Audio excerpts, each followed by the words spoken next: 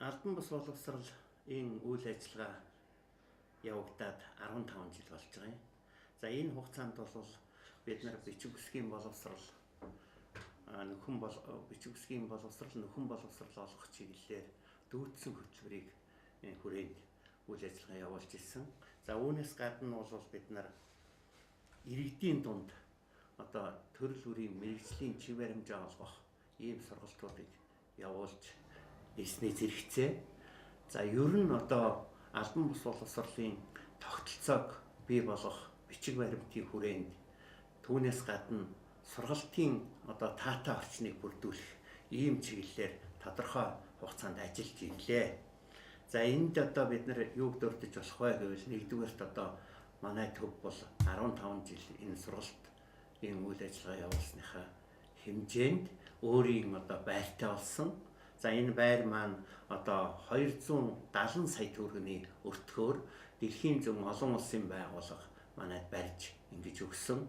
За түүнээс гадна бид байртай болсны зэрэгцээгээр сургалт явуулах таатай орчныг бүрдүүлэхэд өшөөний хүчин зүйл нь бол сургалтын тоног төхөөрөмжүүдийг өнөөдрийн шаардлаганд хүрэхээр ийм тоног төхөөрөмжүүдийг ашиглах нь зүйтэй гэж ингэж бодож төлөвлөж төсөл хэрэгжүүлсэн. За энэ төслийг хэрэгжүүлэхэд бол Samsung корпорацтай хамтран манай дээр 170 сая төгрөгийн тоног төхөөрөмжийг төслийн хүрээнд хэрэгжүүлж, за ингээд манай хүүхэд залуучууд ер нь энэ албан бусын чиглэлээр сурч байгаа энэ улсууд бол тоног төхөөрөмжийн хэмжээнд өөрснийхөө хүссэн мэргэжлийн чиг баримжаа олгох, за мөн баг, суур, өрн дунд боловсролын хэмжээнд суралцах ийм хэмжээнд бол нэлээд төлхөө ажиллаж ирсэн юм аа.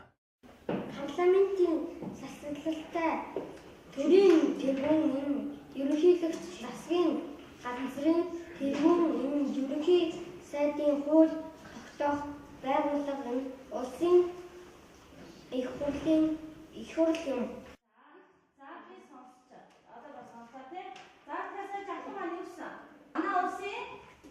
Парламентын засаглалтай гэсэн тийм үү? За төрийн тэргүүний мэдээж ерөнхийлөгч. За цааш нь парламент гэж юу хэлж байгаа вэ? 76 гишүүн тийм үү? За тэгвэл энэ 76 гишүүнийг яаж сонгодог юм бэ? Чухлаа. Ингээд ард түмнээс саалгараад. За саалгараахт тэгээ зөвхөн ард түмнээс сонгочихгүй юу? Юу тухайд авч үздэг юм? 76 юм. За тойрол гишүүнийг яг сонгоод за маш сайн байна. 76 гишүүнийг сонгодог байх тийм үү? Манай улсын нийгмийн эдийн засагт за юу чухал байр суурь эзэлдэг вүлээ? Ямар чухал байгууллагууд ямар байгууллагууд эдэг юм? Уул уурхай. За уул уурхай гэж болно шүү. Тэгээ мал аж ахуй. Мал аж ахуй шүү. Нийгмийн эдийн засгийн хөгжилд нөлөөлж байгаа байгууллагууд байна шүү дээ. Уул уурхай. Тээвэр. За тээвэр тийм үү? Шүү юу гэж? Харилцаа холбоо нь манай нийгмийн эдийн засгийн чухал үйл гүйцэтгэх. За даатахангийн нийгмийн ухааны хичээлээр за ямар дөрж. За бид нар өнөөдөр хүүхдийн төрөлхөд зорж байгаа. За уншаад тавтай нэг хүн мэдээлэлээ. Сурч боловсрол 26 дугаар зүйлд хүн бүр сурч боловсрол хэрэгтэй гэж заасан. Ийм хүн Монголын иргэдийн үндсэн нийгэм сурч боловсрол хэрэгтэй юм. Иргэд сурч боловсрол дараах нүүн сургууль сурах, үнд сургууль сурах, альва мэргэжлийн эсвэл өөрийн хүслээр үргэлжлүүлэн сурах, суралцагч өөрийнхөө авьяасыг бүрэн хөгжүүлэх боловцоогоор сургууль хамрагдах ба өөр шашин шүтдэг өөр улсаас ирсэн бусад суралцагчтай бие биенээ ойлголцдог байх ёстой. За ингээд боловсролын хуулийн 31-ийн 3 за мөн боловсрол соёл шинжилгээ ухааны яамны сайдын 12 оны А178 дугаар тушаалыг үндэслэж нийслэлийн засаг даргаас захирамж гарч албан бус боловсролын гэгээрэл төвийг насан туршийн боловсролын төв болгохоор ингэж нэрийг өөрчилж үйл ажиллагааг шинжилэн зохион байгуулж эхэлсэн.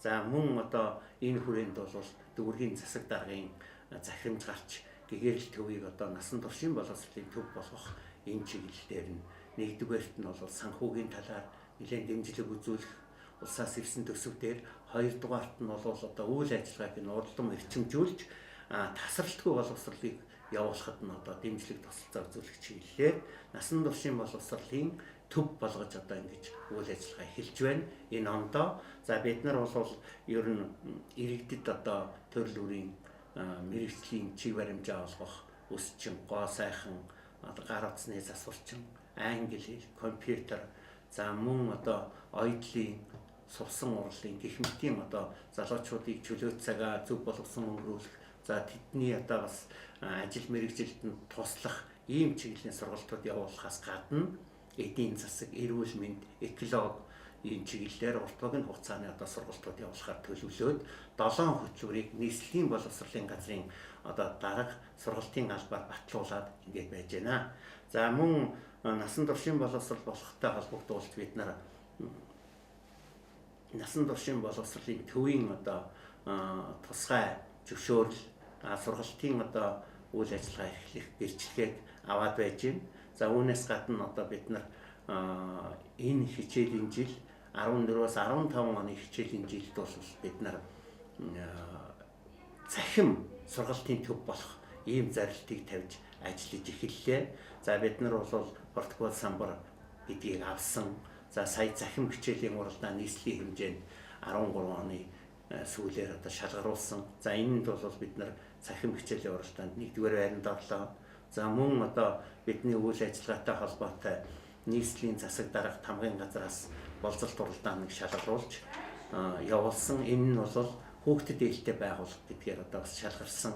За энд бид нар одоо хөгжлийн бэрхшээлтэй 10 гаруй хүүхдэд сургалт явуулж байна. За лам 20 хүүхдүүдэд сургалт явуулж байна дүүцэн хөтөлбөрийн чиглэлээр. За мөн одоо суур боловсрол, бүрэн дунд боловсрол, ажил сургуулиуд залуучуудын дунд сургалтууд явуулж байгаа.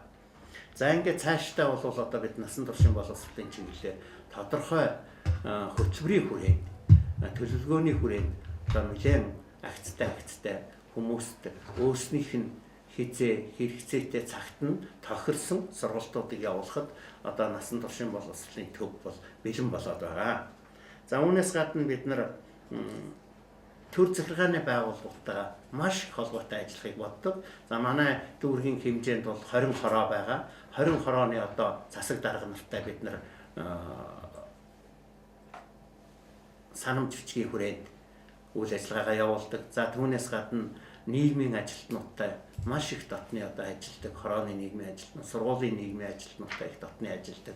За эд маань жинхэнэ одоо хороон дээр байгаа иргэд ямар боловсрол, ямар сургалтууд, мөн одоо ямар үйл ажиллагаанууд хэрэгтэй гэдгийг судлаж ингэж өгдөг. За бид нар суур боловсролын судалгааг бол насан туршийн боловсролын үндэсний төвтэйг хамтран авсан. За энэ хүрээнд бол бид нар тодорхой ажлуудыг төлөвлөөд судалгааныхаа хэмжээнд одоо ажлуудыг явуулахад бэлэн болоод байгаа. За мөн сургуулийн гадна байгаа хүүхэд залуучууд, ажилгүй залуучуудыг бас судлаж судалгааныхаа хүрээнд бид нар тодорхой ажлуудыг хийхээр төлөвлөж байгаа, эхлэдэж явж байна. За одоо манай дээр бол 15 одоо ажил сургуулгүй насанд хүрсэн 16-аас 40 насны одоо эмэгтэйчүүд өсчний дамжаад сурч төгсөх гэж байна. За мөн гоо сайхныхад 15 эмэгтэйчүүд бас төгсөх гэж байгаа. За гар утасныхад 15 залуучууд одоо сурч байна. За англи хэлнийхэд нэг 10 залуу сурч байгаа.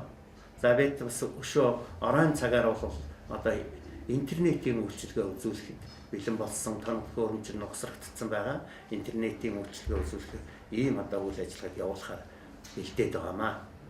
За манай дээр бол дүүцэн хөтөлбөрийн 4 анги 25-аас 28 хүүхэдтэйгээр 58 дугаар сургууль дээр нэг салбар байна. За 31 дугаар сургууль дээр нэг салбар байна. Хүүхэд хөгжлийн төв дээр нэг салбар байна. За манай энэ өөрийн төв офс дээр одоо нэг салбар байгаа.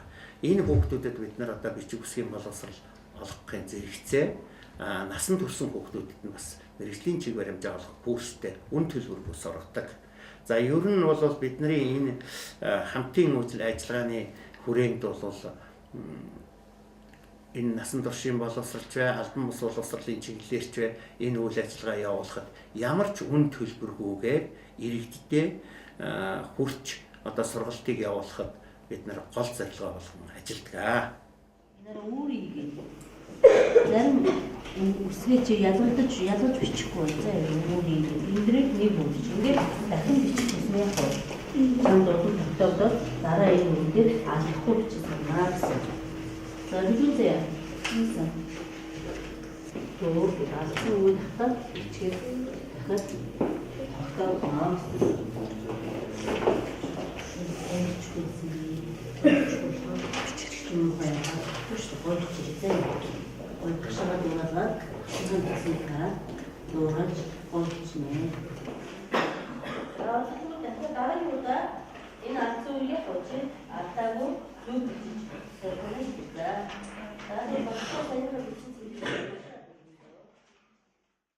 За тэгээд бидний хүрээнд бол одоо өөрийнхөө ажлын хүрээнд энэ төлөвлөгөө графикнууд бол тодорхой чиглэлээр гарцсан байгаа.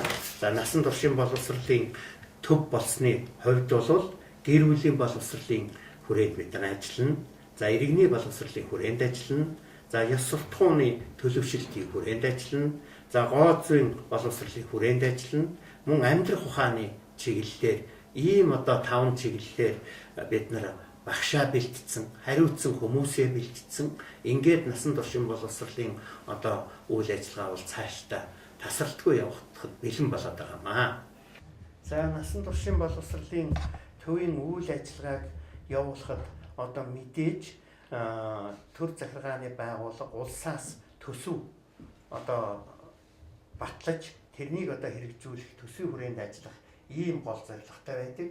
За тэгээд бид нар бол төсвийн ерөнхийлөн захирагч, төсвийн одоо менежерүүдтэй одоо бид нар үр дүнгийн гэрээгээ хийдэг. За ер нь бол засаг даргатайгаа үр дүнгийн гэрээ хийж жилийнхэн төсвийг авч үйл ажиллагаагаа явуулдаг. За энд бол одоо бид нарын 12-оос 13 оных 14-өөс 15 оны одоо хичээлийн жилд явагдах засаг даргатай хийсэн үр дүнгийн гэрээ. Энэ жил бол одоо манай засаг дарга Бадар Сангид дарга өнгөрсөн жил би сонгогдсон. За энэ хүрээнд бол Бадар Сангид даргатай хийсэн үр дүнгийн гэрээ. За энэ бол энэ жилийн төсөв. Дүүцэг хөтөлбөрөөр төсөв өгч байгаа. А тэн дээр бол орон нутаг одоо урсах зардал, за халаал шугааны мөнгө гэхээр за сургалт ийм зардлууд, хичээл практикийн зардлууд ийм зүйлүүдийг өгдөг. Тэгээ наадах чинь задлаад сар-сартаа одоо ингэж өгч байгаа. За манайх бол яг 12 хүний орон тоотой ажилладаг. Захирал нэг, арга зүйч. Одоо бол арга зүйч маань сургалтын менежер гэхээр одоо тушаал өөрчлөгдөж байгаа. За тэгээд компьютер мэдээлэл зүйн багш, 4 бүлгийн багштай 4 одоо ажилтнтай ажилладаг. Тэгээд сургалтын менежер бол одоо хичээлийн хөтөлбөр төлөвлөгөө хийнаад дотоодын одоо хяналт шалгалтаараа дүгндэг. За мөн хөндлөнгийн хяналт шалгалтууд манай нийслэлийн хэмжээнд бол дүгнэлтүүдээр бас хийрдэг. За мэргэжлийн хяналтынхан байна, аудитын шалгалт байна. Оны өмнө бол одоо заавал одоо санхүүгийн чиглэлээр аудитын шалгалт орж ивэж дараагийн санхүүжилттэй авах эрхийг авдаг бид нар. За энд бол манайхаа анхт зөрчилгүй гарсан. Өнгөрсөн жилд бол 12-аас 13 оны хичээлийн жилд мэргэжлийн хяналтын шалгалт орсон. Бас одоо ямар ч зөрчил аахтгүй гэж гарсан. За юуны төсвийн хувьд бол манай дүүргийн энэ насан туршийн боловсролын төвийн хэмжээ нь ер нь нэлээд хүрцтэй боломжтой одоо ингэж төсвөлж төрийн сантайгаа яриад иргэдийн хурлаар оруулаад засаг дарга маань батлаад ингээд өгсөн үйл ажиллагаа явуулахад одоо ямар ч саадгүй гэж явуулдаг юм аа.